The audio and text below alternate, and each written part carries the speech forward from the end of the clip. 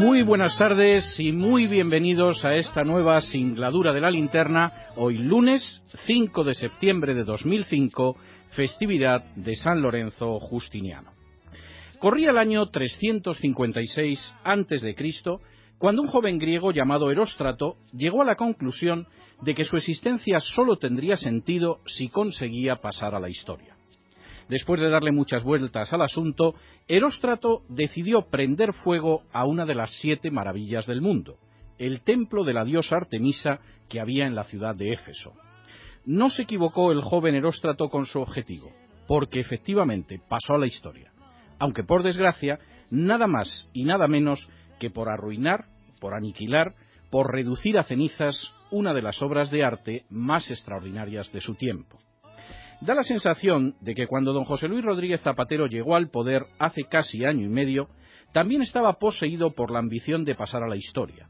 Y difícilmente se puede negar que ha formado parte de su proyecto el deseo de aniquilar todo lo positivo logrado por los distintos gobiernos de José María Aznar.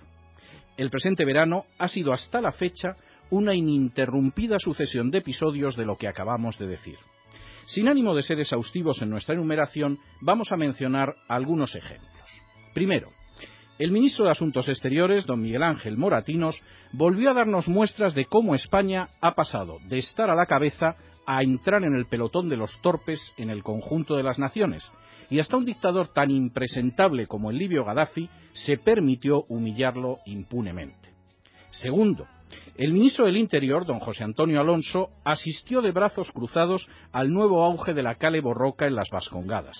Se manifestó impotente para controlar la verdadera invasión de inmigrantes en nuestras ciudades del norte de África y se inhibió del caso Roquetas, permitiendo que todas las responsabilidades acabaran recayendo sobre la buena fama de la Guardia Civil.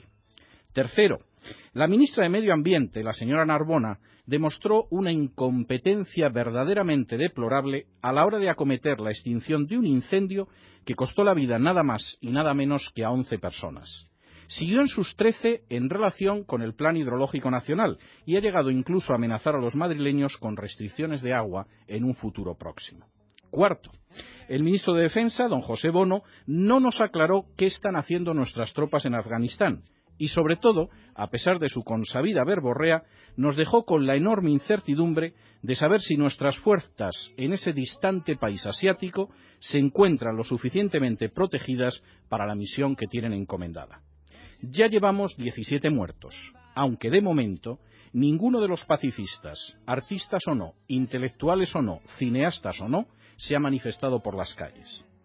Quinto, el ministro de Industria, Comercio y Turismo, don José Montilla, puso en marcha la Ley Polanco, uno de los mayores atentados a la libertad de comunicación que ha sufrido España en su historia reciente.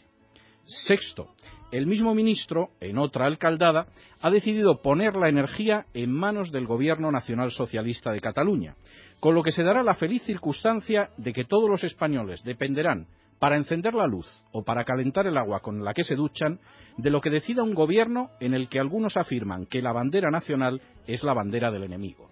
Séptimo, el ministro de Economía y Hacienda, don Pedro Solbes, el ministro de Administraciones Públicas, don Jordi Sevilla, y la ministra de Sanidad, doña Elena Salgado, nos anunciaron una subida de impuestos, medido, dicho sea de paso, tan común y querida en gobiernos socialistas. Y octavo, como era de esperar, este mes hemos sabido que a pesar de la época del año en que nos encontramos, generalmente buena en términos laborales, el número de parados ha subido y el número de cotizantes a la Seguridad Social ha bajado.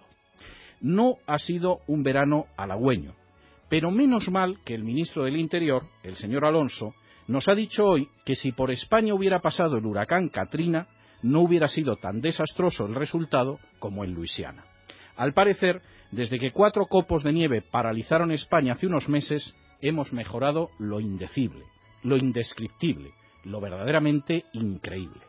Y a todo lo anterior añadan ustedes las nuevas revelaciones sobre las tramas del 11M, la altanería creciente de ETA Batasuna o los delirios estatutarios del gobierno que preside Maragall. No ha estado mal el verano. Y desde luego don José Luis Rodríguez Zapatero lleva un excelente camino para asemejarse a Eróstrato, con una diferencia, eso sí. El joven que destruyó el templo de Artemisa en Éfeso tras aquella acción no aniquiló nada más. A Rodríguez Zapatero y a su inefable gobierno le quedan todavía 2 años y medio de mandato. Menos mal que para hablar de ello, de manera independiente, crítica y veraz, aún queda la COPE. Y cada noche, de lunes a viernes, se encenderá, si Dios nos ayuda y nos asiste la fidelidad de los oyentes, esta linterna.